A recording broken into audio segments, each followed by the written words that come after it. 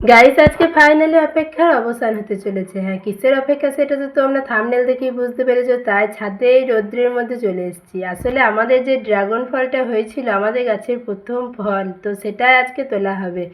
তো এই ভিডিওটা আমি মিনি ব্লগের মাধ্যমে দিতাম, কিন্তু ওই যে ভয়েস দিয়ে ভিডিও না দিলে মনের এক্সপ্রেশনটা বোঝানো যাচ্ছে না। তাই তো আমি এই জ্বর ঠান্ডায় গলা বসে গিয়েছে, তো সেই গলা নিয়েই আমি ভয়েস দিয়ে ভিডিও বানালাম।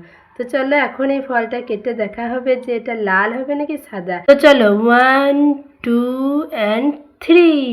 তো এদিকে দেখি আমাদের মনের ইচ্ছাটাই পূরণ হয়েছে। আমাদের সেই প্রথম দিন গাছ লাগিয়েছিলাম যখন, তখন থেকে আমাদের মনের ইচ্ছা ছিল যাতে এটা গোলাপি কালার হয়, সাদা হলে একদম ভালো লাগতো না।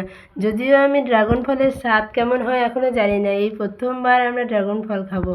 তো চলো তাড়াতাড়ি করে কেটে নিয়ে, আর দাদাভাইকে বললাম তুই প্রথম খেয়ে দেখ, যদি খারাপ খেতে হয় তাহলে আমি খাবো না।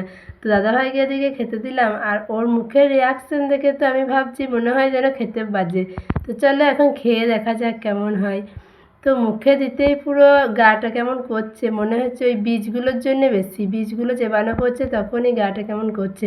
তো যাই হোক, হয়তো সবাই বলে না উপকারী ফলগুলো খেতে কোনো স্বাদ থাকে না, ওই জন্যই হয়তো এর কোনো খেতে স্বাদ নেই।